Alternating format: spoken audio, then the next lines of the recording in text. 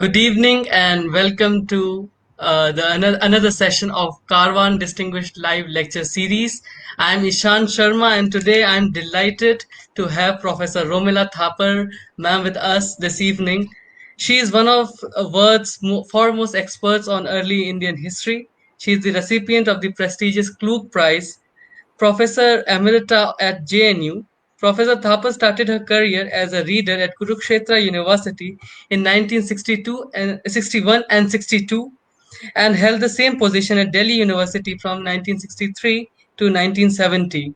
Later, she worked as professor of ancient Indian history at JNU Delhi, where she is now Professor Emerita.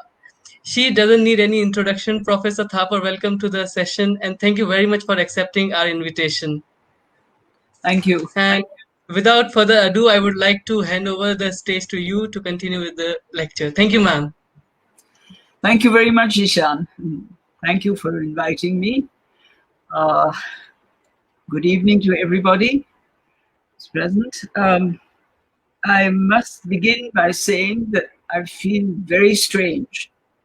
I'm used to addressing an audience. I'm used to speaking to people who interact, at least with their eyes and their facial expression, and later on with their voices.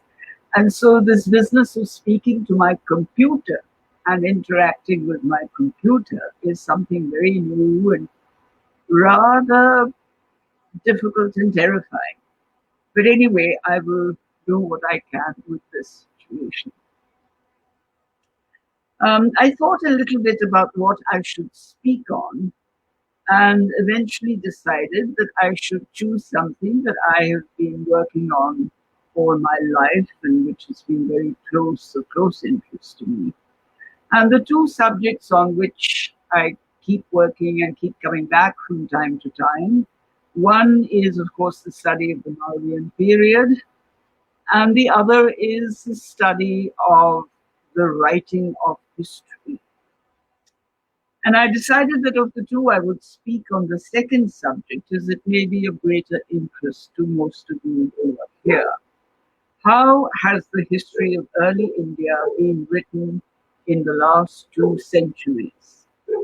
That has been my research interest, directly and indirectly in various ways. And what did the study of the writing of history involve?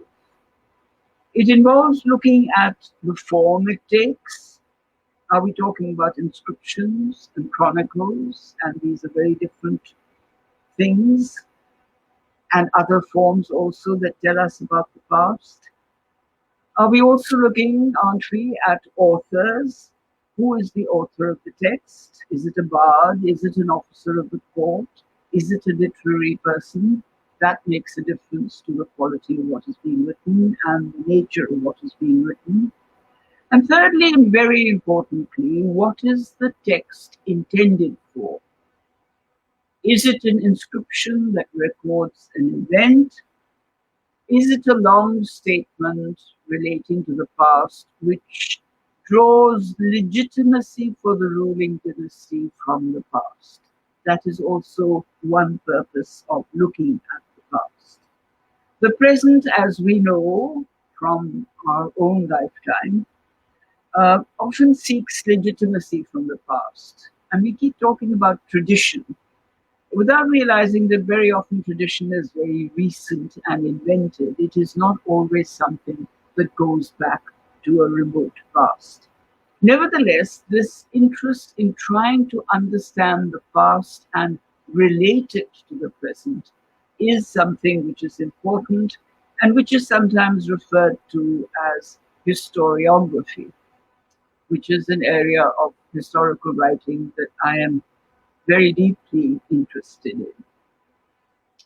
My particular interest has been how Indians in the past saw their past and wrote about it, part of which, of course, was their history. It is not a subject that is popular amongst historians, even these days. I plan to work uh, on it segment by segment, and every time I got a research grant, I would take up one segment and do some research, write a paper, get some reactions. And this kept piling up year after year as we went along, until finally I decided I really had to pull it together and put it into a book. So the book I wrote was called The Past Before Us, Historical Traditions of Early North India, which was published in 2013. But the subject I'm going to speak about today, I haven't written a book on it. I've only written many papers, and then maybe one day I'll pull them all together. So let me begin by trying to answer the question of how did this interest begin? It began in 1956. I was then a research student in the School of Oriental and African Studies at the University of London. And there was a conference on what they called the historical writing of ancient, medieval, and modern India. I noticed that it was constantly being said when there were references to early India, ancient India, historical writing, that there was no historical consciousness in ancient India. And even today, it is often said, we have people saying, oh, Indians lack a sense of history. And I kept thinking that this was somehow unacceptable because every society has a way of representing the past. And the representations may change form when there are historical changes. And the historian has to understand then why the different forms reflect these changes. What were the changes? And vice versa. And the concern of the historian is not just to collect what is said about the past and retell it in his or her own words, but to try and understand why the narrative about the past was written and the way in which it was written.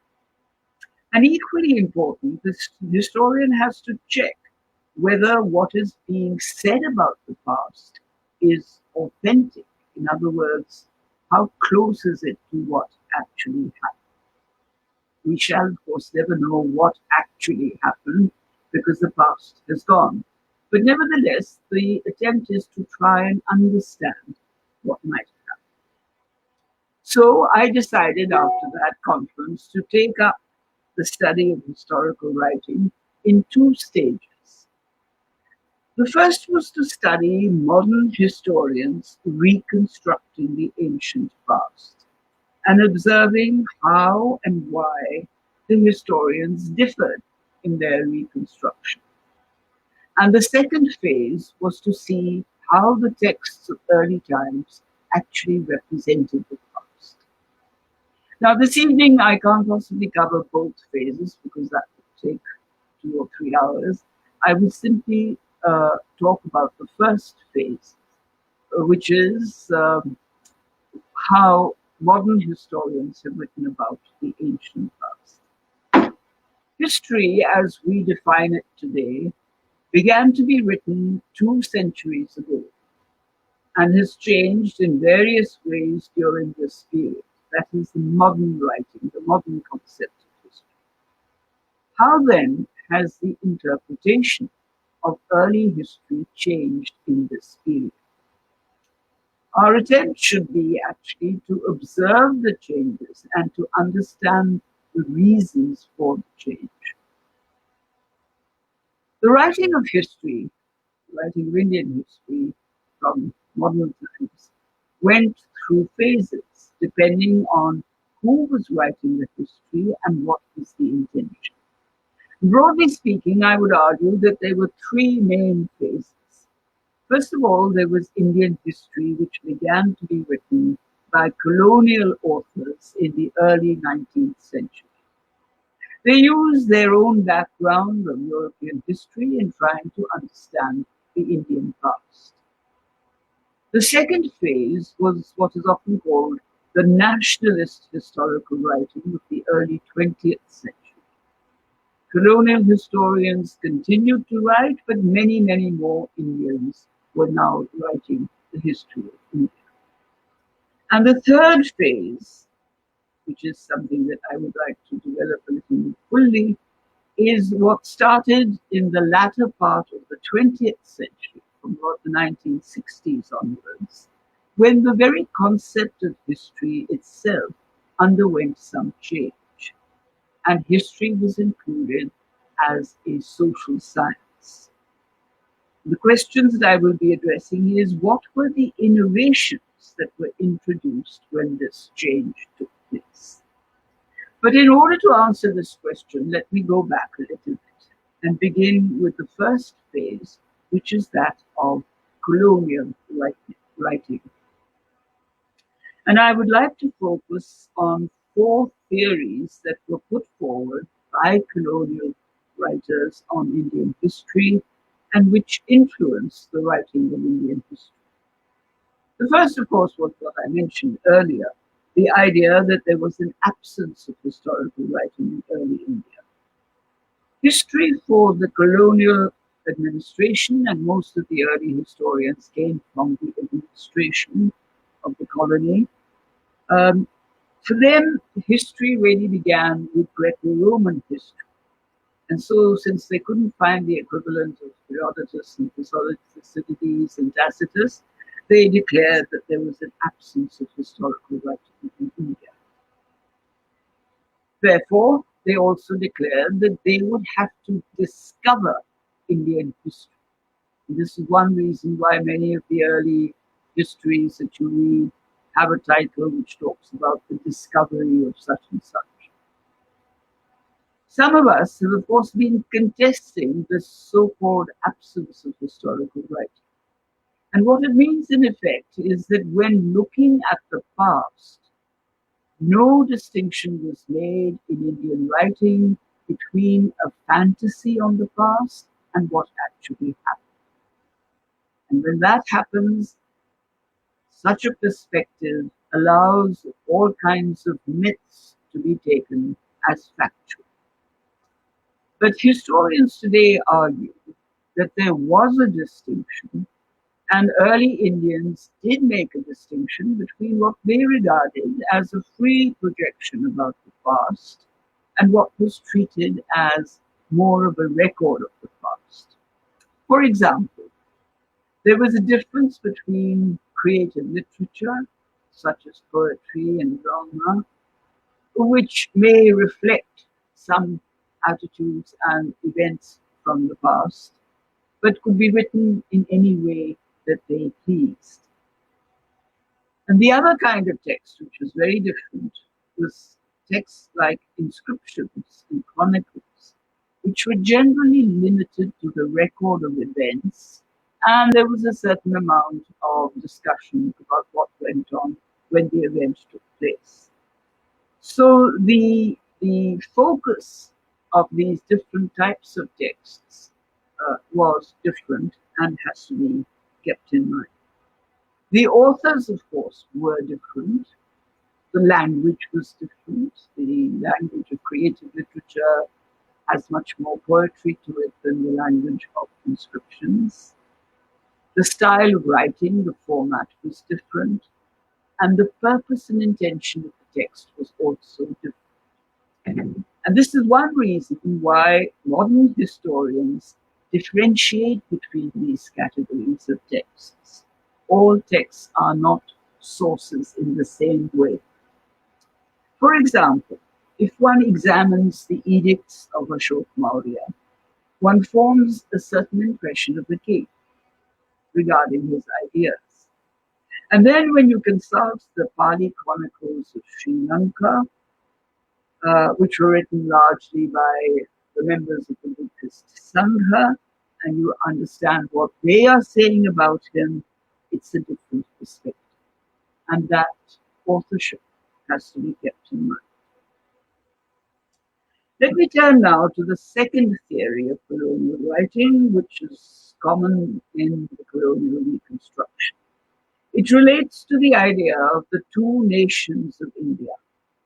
The first history by a colonial author was that of James Mill in 1817, The History of British India.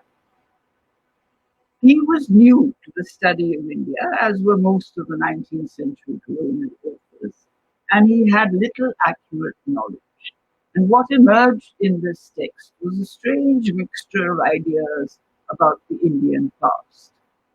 His major theory, which was very influential, and is even, unfortunately, to this day, not among historians, but among others. His main theory was that India has always been peopled by two nations, the Hindu and the Muslim. That these two nations were constantly hostile to each other, and that the hostility was controlled only when the British ruled India. And further, that Muslim rule was tyrannical and the Hindus were victimized. Therefore, the coming of the British saved Hindus from further tyranny, for which the Hindus were grateful. Historians of medieval India have shown that there is little to support such theories. The investigation of Indian social functioning and of religious practices do not support it. Community relations varied according to time, location, and incident. There were both situations of confrontation and situations of amicable living together. Relationships, therefore, have to be viewed individually, as was the case with all intercommunity relationships. The theory of Mill also became the basis of periodizing history into the Hindu, Muslim, and British periods, which periodization now, of course, has been changed. The third major theory is also very topical these days, and this was the invention of the Aryan race in the latter part of the 19th century. It was used in aspects of European history and therefore also applied to India. On this theory, Max Muller wrote at great length, and it was argued by many that civilization came to India with the arrival of the Aryan-speaking people from Central Asia. Please note that Aryan is a reference to language and not biology. So the correct formulation is the Aryan-speaking people. They invaded North India and established their culture in the mid-second millennium BC. This became the foundational culture of Indian civilization and of the Hindu religion. The language, Indo-Aryan, was of the Indo-European group of languages, and that again was the language label. It was therefore a part of a wider Eurasian culture of language and the people who spoke it. Some even claimed that because the British and upper caste Indians originated from the same Aryan race, they could be seen as parted cousins. There was complete confusion between language and race. It did not bother them that language is a cultural creation, and race, if at all it can be said to exist, of which there is great doubt, is biological. And the two have different origins and cannot be confused. When this theory was propounded, European and American theosophists such as Colonel Olcott and the very famous Madame Blavatsky went one step further. They were the first to argue that the Aryan speakers did not come from Central Asia. They were indigenous to India, and civilization therefore spread from India to the West. There was also an emphasis on Aryan racial superiority. This theory has run into many problems. Now, I won't go into details, I don't have the time, but I will simply refer to the three or four aspects of these problems which are being currently debated. There is, first of all, an archaeological problem.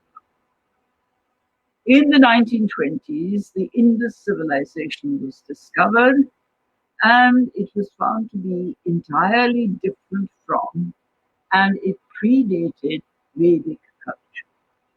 So, the Aryan culture was no longer the bedrock of Indian civilization, it was now the Harappa. But in order to assert that Aryanism is the foundation, there are those who maintain that the creators of the Indus civilization were also Aryans, that the Harappans were also Aryans, on which there is great doubt. This is problematic for a variety of reasons, and I'll just mention two or three. There is a very small geographical overlap between the two cultures, going from the north upper Indus to Punjab and Doab. The Harappan culture is much, much wider. It goes all the way down into Gujarat, Sindh, across the seas into Oman, and some would argue, on the basis of Mesopotamian evidence, that it probably reached Mesopotamia as well, uh, in terms of context. The Harappan culture therefore had a westward swing geographically, whereas the Vedic culture has had an eastward swing going from the upper Doab into the Ganges Valley. That's one very major difference. The Harappans had carefully planned cities. They lived in carefully planned cities and had a sophisticated urban culture, whereas the Aryans were agro-pastoralists and do not have any references in their literature to carefully planned, sophisticated cities. Thirdly, the Aryans use a pictographic script, but the texts of the Vedic period do not speak of writing. They do not know the notion of writing. It comes in the middle of the first millennium BC. Another complication, apart from the archaeological, is the linguistic complication. And since from the 1950s and 60s, when specialists in linguistics have been looking at these texts, the Vedic texts in Vedic Sanskrit, they came to the conclusion that there are elements from other languages and other language systems in Vedic Sanskrit, namely parts of the phonetics and parts of the vocabulary. And preeminently, these elements seem to be Dravidic. This suggests a possible bilingual relationship between Aryan and non-Aryan language speakers. These non-Aryan elements are absent in the other Indo-European languages like Old Iranian and the Celtic languages of Europe, who are otherwise related to the Indo-Aryan linguistic structure. On the basis of DNA patterns, it is being argued that prior to about roughly 2000 BC, when the Harappan culture was beginning to decline, the population of North India consisted of the indigenous element and a strain from Iran, farmers from Iran. In post-Harappan times, there is evidence of a strain from Central Asia. Now, this brings in the latest kind of evidence that is being discussed, which is genetic. But in order to understand it fully, you have to be a trained geneticist. And unfortunately, I'm not a trained geneticist, nor are the many journalists who've been writing, although one or two of them have written very carefully and very meticulously, having studied the subject quite fully. But the point that I'm trying to make is that even a subject like the study of ancient Indian history is now beginning to induct the methods and information from scientific disciplines like genetics. Have to do it because the evidence is there and people are talking about it. And there are many other kinds of investigations of a scientific nature as well, such as those relating to river courses, hydrology, are the rivers monsoon fed, are they glacier fed, which makes a lot of difference to the kind of rivers they are, the kind of settlements that take place on the rivers, and of course the major question of climate change. These studies are relatively recent, and much more detailed research will, of course, be required to give definitive answers. But the point is that the potential from such seemingly unconnected studies, such as those of the sciences, could well provide a lot of information on early India. Now, going back to the last of the main colonial theories of the Indian past, the fourth component of colonial reconstructions was the theory of Oriental despotism, a theory that emerged in Europe and was applied eagerly to Asian history. It pertained to the economy, the administration, and it maintained that India had never known a state system. There had never been a state in India. It had always been ruled by single rulers who were despots, who claimed that they owned the land, and who controlled an impoverished peasantry via the bureaucracy. The bureaucracy collected a vast revenue from the peasantry, which kept the royalty and the court in lavish splendor. This was the explanation for the Indian economy doing so well under the Mughals. Sole explanation. And the economy of past times, therefore, did not need to be studied, since the pattern, in a sense, allowed continuous exploitation. There were fewer professional historians among the colonial writers, most of them were civil servants. But the change came in the next phase, when Indian historians began to write on Indian history. The study of the past was taken up by those that generally belonged to the middle class, emerging from landowning families, or those actually involved in administration of the colony. They were educated in colonial universities and therefore were familiar with colonial writing. But it was also the period when Indian nationalism was very vocal. I'm talking about the beginnings of the 20s, the 30s, coming into the 40s. And from the ranks of these historians, there arose what is sometimes called the Nationalist school. These were Indian historians who were generally supportive, although there are some exceptions, of two of the interpretations that I have spoken of, and they ignored the other two. The ones that they accepted as theories was the theory of the two nations, Hindu and Muslim, and the second was the origin of the Indian civilization being traced to the Aryans. The question of Indians lacking historical writing was largely ignored, as was the theory of Oriental despotism, and its refutation had to wait until later times. Nationalism is a reflection of how people in a society think about their collective self. The collective means that everyone that constitutes the nation should be included as equal citizens. But when nationalism is defined by a single identity, which can either be language or religion or even ethnicity, then nationalism gets derailed into majoritarianism. and majoritarianism is not nationalism. In the struggle for independence, there was the all-inclusive nationalism of Indians opposed to British colonial rule, secular anti-colonial nationalism, as it is always referred to.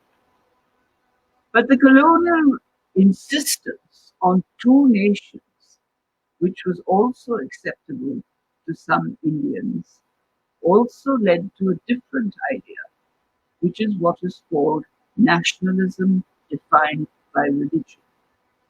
This means that the identity of the citizen is based on religion. And the two nation idea surfaced in the creation of what happened at partition, in the creation of Pakistan as an Islamic nation.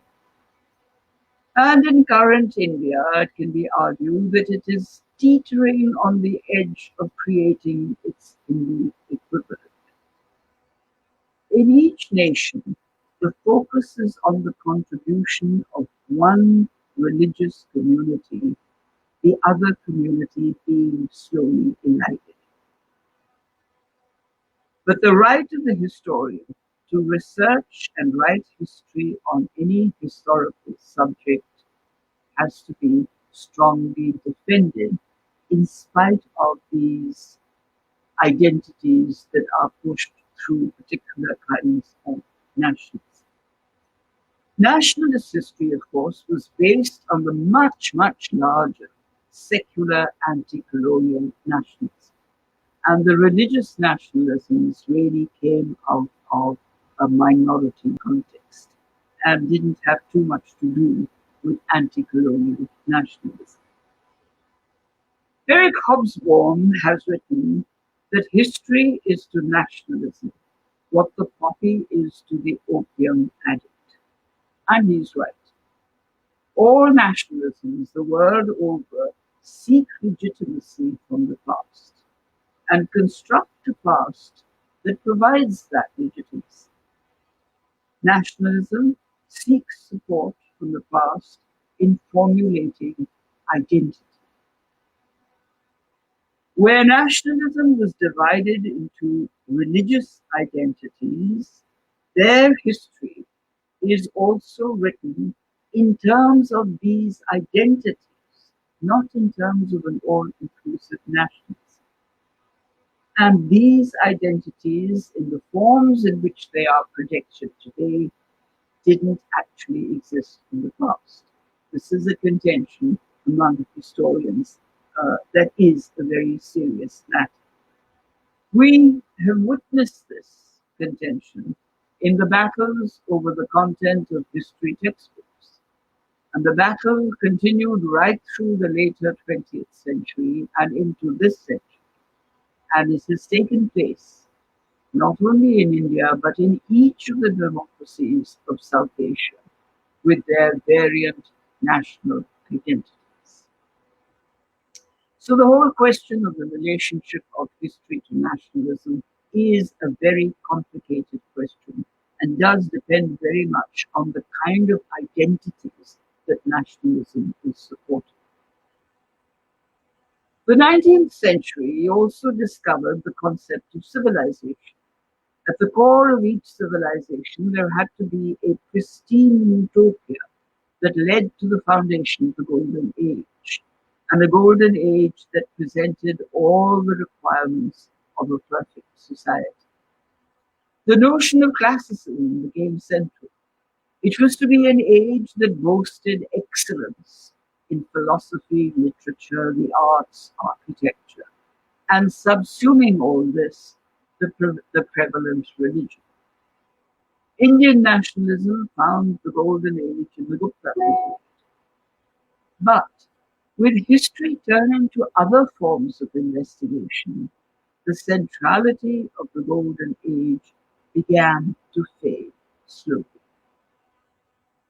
Nationalism in the writing of history raises other problems. It is most helpful in projecting the vision of a single nation and maintaining that vision. But when regional demands surface, they sometimes distract from that vision. How does one correlate regional history and national history? For instance, identities jostle for status, and these identities may well differ from region to region. Not all changes in history take place simultaneously in every region, as, for example, the evolution of urban centers. 1,000 years separate the end of the Indus cities and the beginning of the Ganges cities. It means understanding and integrating a very complex history. And this is something I would very much emphasize because there is a tendency to say, oh, national history is very simple, it's Indian history, and leave it at that. But it is something which is extremely complicated and needs a lot of debate and discussion. Remember that identities and hierarchies are not permanent. Identities evolve from a coming together of peoples and practices. Labels may continue, as with castes, but the people who constitute that label do change. Religions change to a considerable degree over time, and the founders of religions would probably be amazed to see what happens to their teachings over a millennium. Nevertheless, the changes seek legitimacy by linking themselves to some aspects of the past. All right, having spoken about the colonial and the nationalist interpretations of history, I shall now come to the third and last phase, which I think is in many ways, is not only the most interesting, but also intellectually the most challenging. It was towards the middle of the last century that historians in universities across the world began to look at many aspects of the past. This was due in part to the emergence of what we today call the social sciences. It meant at least two things. First, it was the coming together of a number of disciplines focused on aspects of human society in its entire range. History began to draw on these disciplines, be it anthropology, sociology, economics, demography, politics, you name it. History began to draw on these disciplines in order to make new inquiries about the past. And knowing the kinds of questions that are asked in other disciplines is sometimes very useful when one is asking questions of one's sources as a historian. Inquiries, for example, into early peasant society have been deeply enriched by the parallels of the studies which were made of modern systems of peasant society. So that comparative dimension is very important. The second advantage is that as a social science, there are new methods of discovering information, analyzing it, and arriving at a conclusion. Previously, history required a simple process. One read the sources on the subject, collected the information from the sources, and then made statements about the particular subject, what came to be called historical generalizations. But now it's a much more complicated procedure.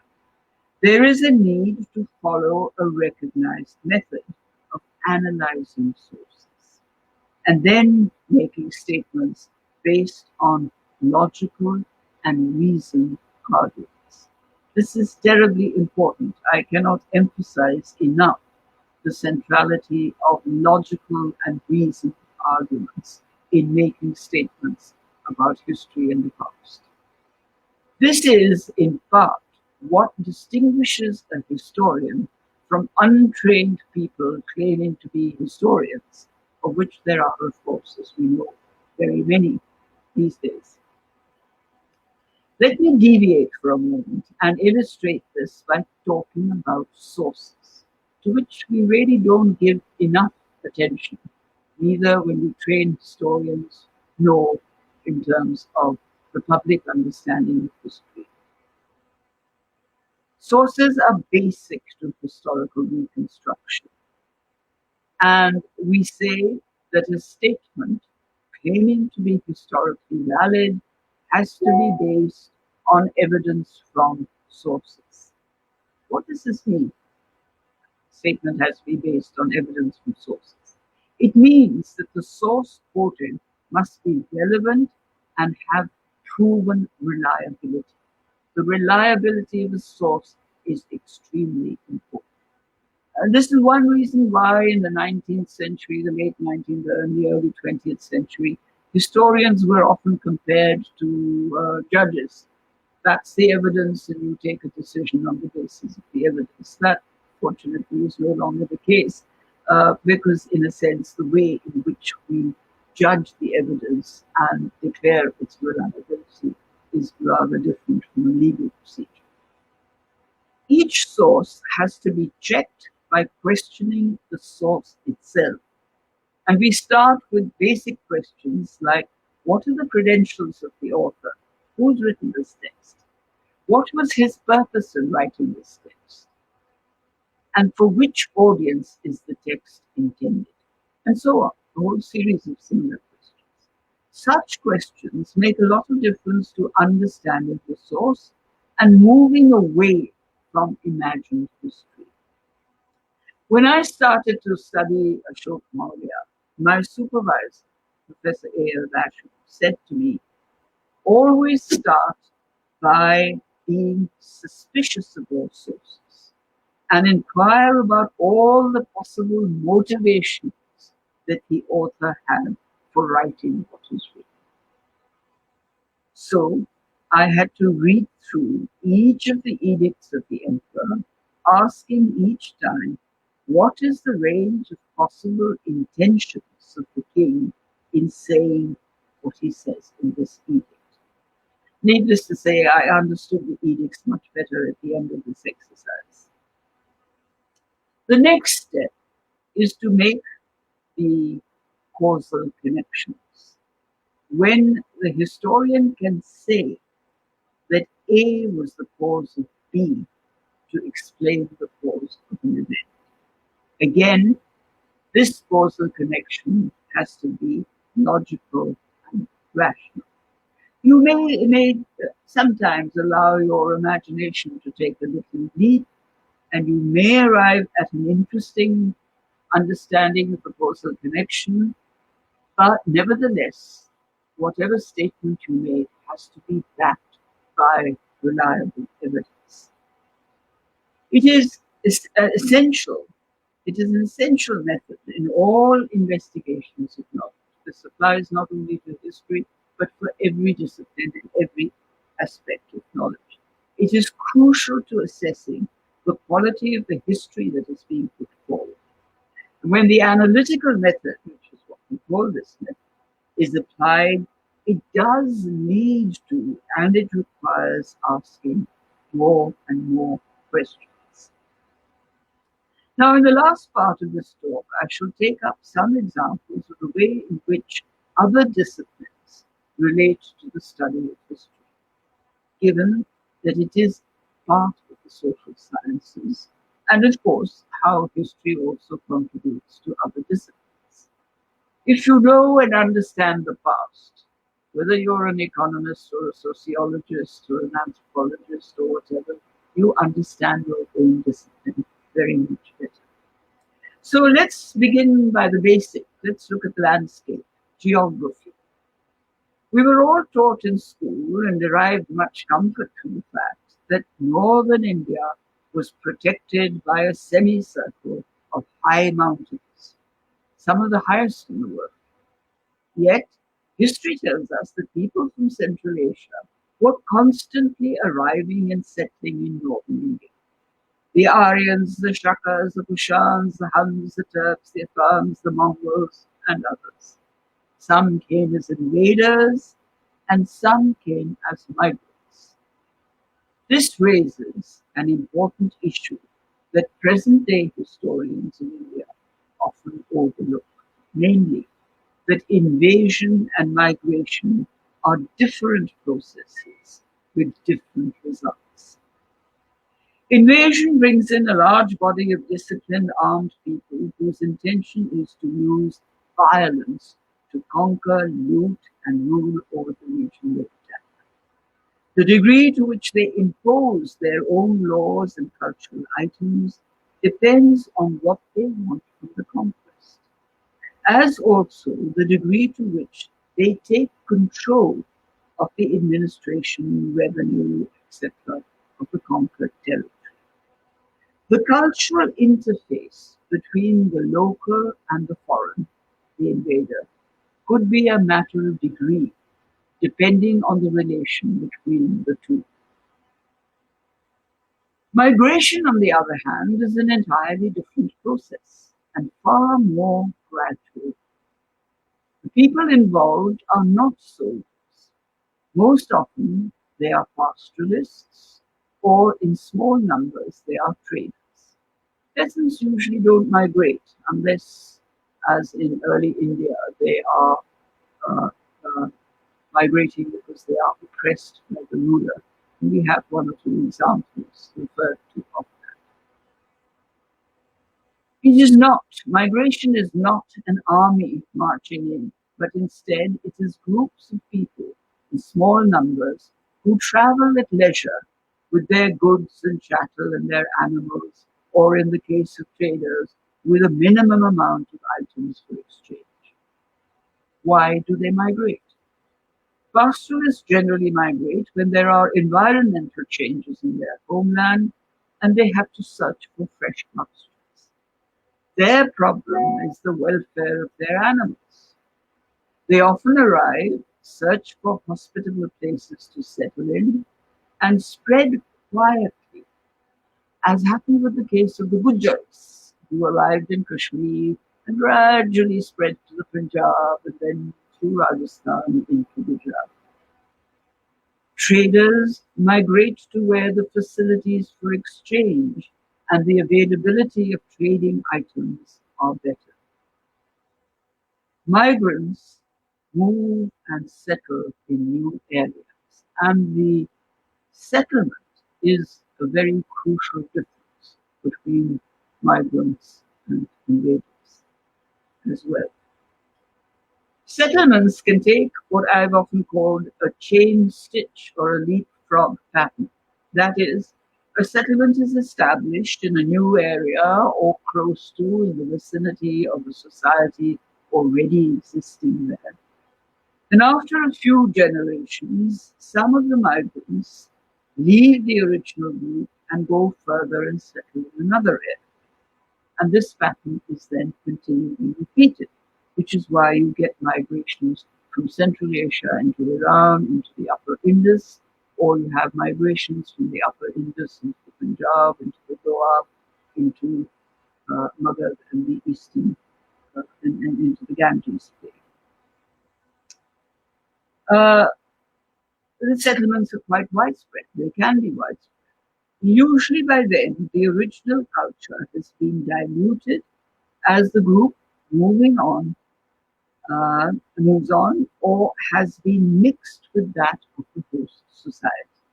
And that is where cultural interactions take place. Where there are pre-existing cultures in the vicinity, the host society, there would develop an intermingling of the two cultures. So historians have to look for changes in the cultures of both.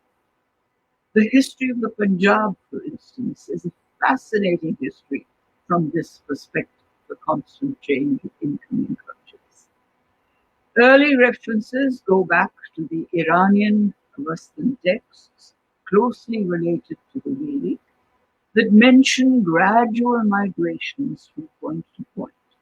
The move is from the Oxus to the Indus, and then there are Vedic texts that describe a migration from the Doab to the Ganges. However, a different kind of migrant came from West Asia, and settled along the west coast of India, from Gujarat to Kerala.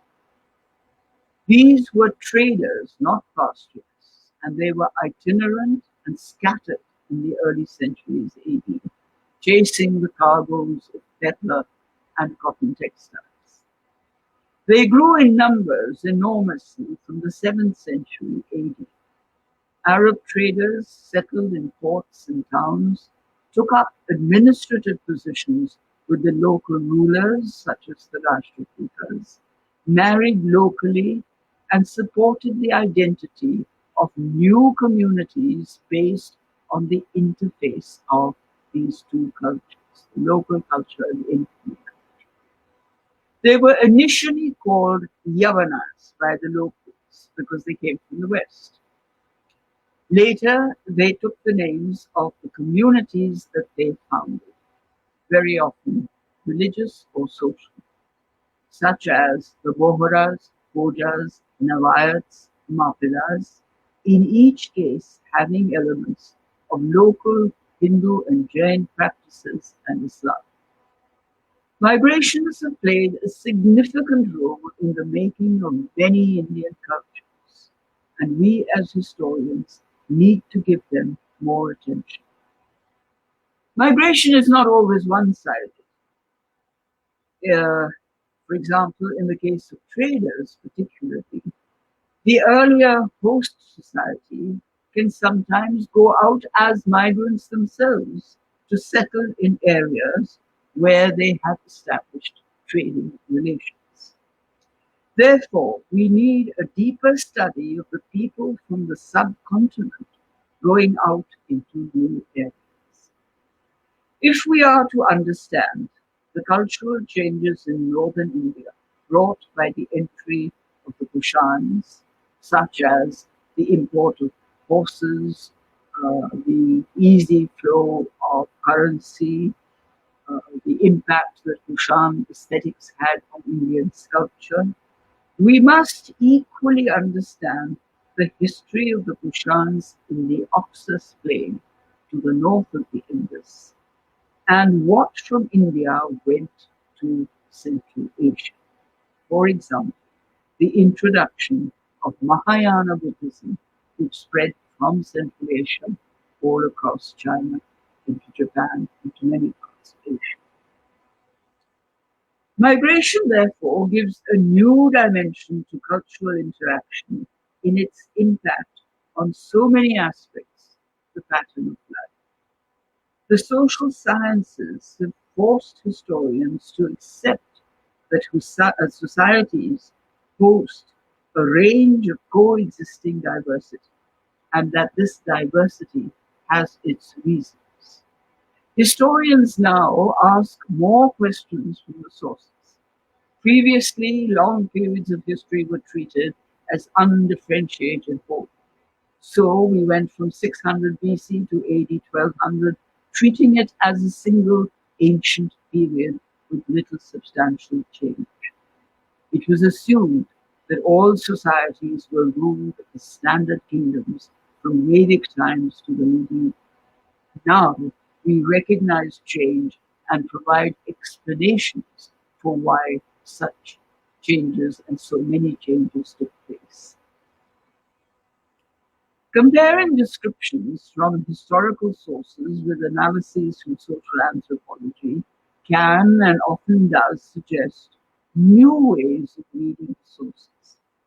We now differentiate between the rule of clans, or the establishing of kingdoms, or the governing of an empire. Kingdoms and empires are distinct, and the structure of an empire is far, far more complex than the structure of a kingdom. It is no longer correct to simply add the term empire after the name of every dynasty, as we used to do. So there was the Nanda Empire, the Maurya Empire, the Satavahana Empire, the Shunga Empire, the Gupta Empire, and went on. States also differ according to how they are created.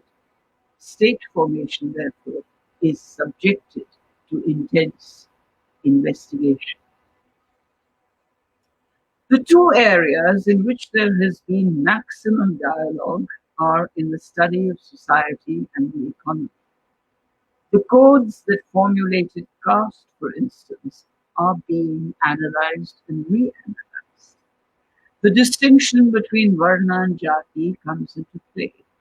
Also, that what a caste implies may change in differing historical situations.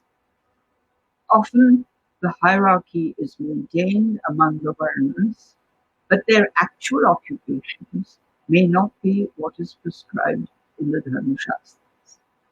An example of this is the much quoted inscription of Behava, where the Brahmins who became wealthy donors, making donations to many places and temples through horse trading in northwestern India in the late first millennium AD. This was certainly an occupation that is not permitted in the Dharma Shastras. New castes are hardly mentioned at first, but they are when they gain prominence. And an example of this being the increasing reference to the highest caste through historical sources. Two categories consistently ignored have now gained some prominence. Studies include the history and status of different categories of women placed squarely in the context of caste society. This has been a major departure from earlier studies of the history of women that stopped with just gathering information and where women were treated as a single identical category. There is now recognition of the differing statuses of women as essential members of society at various levels and their interactions being very different from level to level. This diversity has to be explained and also how it affected their status. Another subject of interaction between historians and sociologists is the groups treated as being outside caste but belonging to the lower castes. Finding sources for the early period is a little problematic because texts from the very early period that have survived are authored by the elite and are concerned with their own social circles. The sources, therefore, have to be combed very carefully for references to those at the lower end of the social scale.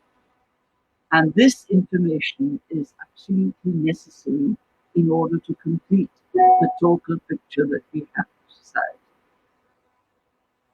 Economic history began tentatively by contradicting the theory of Oriental despotism, but turned to examining the economies of earlier times. The emphasis has been on the study of the agrarian economy as the basis of the state system, and the commercial economy drawing on exchange and trade. It is only recently that the economies of pastoralism are attracting attention.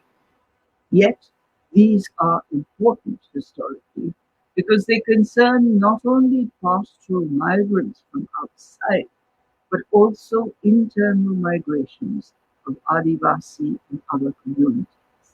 And this is an aspect of history which is only just beginning, the interface between the Adivasis and other communities that come and settle in the area. Agrarian history provided evidence of both state ownership of land and private ownership. Inscriptions recording grants of land to private persons became common from the late first millennium AD. Some historians linked this to the introduction of the feudal economy, and this was challenged by others and resulted in an extensive and invigorating debate, historically very invigorating, on whether there was feudalism in India. The initial focus was on land rights, but it also opened up many other avenues of investigation.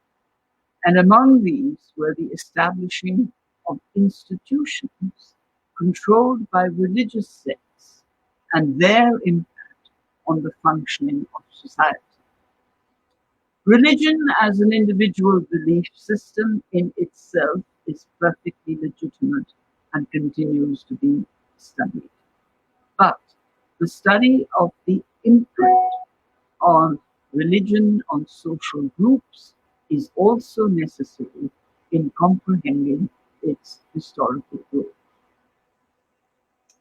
Let me conclude now by saying that I have tried to suggest that the study of historiography is essential to seeing how history gets written and equally how historians work and how they think. As with all knowledge, the study of history is not intended to arrive at a closure. There is always the possibility of fresh information coming from a new category of sources or the use of data from new disciplines. I think the latest, most exciting aspect of this kind of interdisciplinary research is the discovery of what is called LIDAR, where you use new mechanical laser machines which are driven over vast expanses of what are believed to be settlements, and they photograph all the structures beneath the surface of the earth. And it has created a revolutionary situation in the study of the famous Angkor Wat temple in Cambodia, which was always thought to be an isolated temple, but which turns out to be at the center of and crucial to a huge urban economy. So there are always new methods of investigation, and as long as the philosophical theories of explanation continue to be debated, these new methods will constantly come into history. So, as historians, we are always waiting to write. And what are we waiting to write? The next exciting installment. Thank you. Thank you so much, ma'am. It was truly a historical and a landmark lecture. And it is also the first lecture of 2020 for Professor Thapar and the first online lecture as well. So, ma'am, there are two questions. And the first question is from Snigdha Singh, ma'am, from Miranda House. Her question is, what is the role of reason in history? What is the role of reason? Yes, Region or reason? I'm sorry, I didn't get that. reason. REASON, reason. Reason. Yeah. The role of reason is very important because ultimately, how are you going to explain the past? It has to be explained at one level very reasonably. You have to have reasonable explanations. Now, my point is that you can't make a fetish out of rational explanations. They are very important, they're central, they're foundational, but at the same time, there is something, I think, in the writing of history which may be called marginal, which has something to do with instinct, imagination, the leap of the imagination, where when you're seeking an explanation, it's like when you have a problem, you're trying to solve a problem, and you're seeking to explain that problem. You find very rational explanations, and then you suddenly say, however, one can also think of such and such. Now, this does happen in history. We all think of explanations, and then somewhere in the middle of the night you say, but I haven't thought of this. This is slightly imaginative. But in order to make that into a proper explanation, a historical explanation, you have to back it up with reliable evidence. And that is the area in which the question of reason becomes absolutely crucial. You cannot say, I think it might have been like that, and therefore I'm deriving this result. or you cannot imagine that various things existed which brought a certain result. Consequently, in checking the reliability of your evidence more than anything else, and also, of course, in making causal relationships, the dependence on making it reasonable is very important. Partly because it's more convincing if there is a rationale behind it, and secondly, it's also that it increases the value of the evidence that you're quoting. If you can say that this is not something I've made up, but this is something that's there, and these are the reasons why I think it is important. I don't know if that answers the question or whether you had something more subtle in mind, in which case we can carry on. This question is from Shankar Kumar, sir, from Hindu College. His question is subjectivity of knowledge acquisition, postmodernist constellation of truths, and what not. What, in your view, accounts for the continued durability of positivism in history writing? Well, I've been described as an old-fashioned empirical positivist.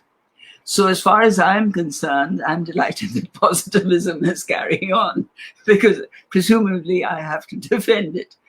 But whether you agree or not with calling me a positivist, the point is that, what we sometimes forget is that the historical explanation is not just a single explanation at one level. There are many levels to the explanation, and those levels depend on who is doing the exploring and who is doing the putting together. And there is a certain, what should one say, there's a certain start that positivism gives to the search for explanations. And it's not a bad start. If you can say that this is reasonably correct, or this is correct according to a reasonable analysis, then that's a start. That's a worthwhile start. Now, you can continue with that, or you can drop it, or you can move to something else, which you may find more convincing. It's a question really of what are you searching for? I'm not searching for the truth as a historian. Let's make that very clear. I do believe that we will never find the truth because the past is over and done with. We cannot go back to the past. We cannot demonstrate the past.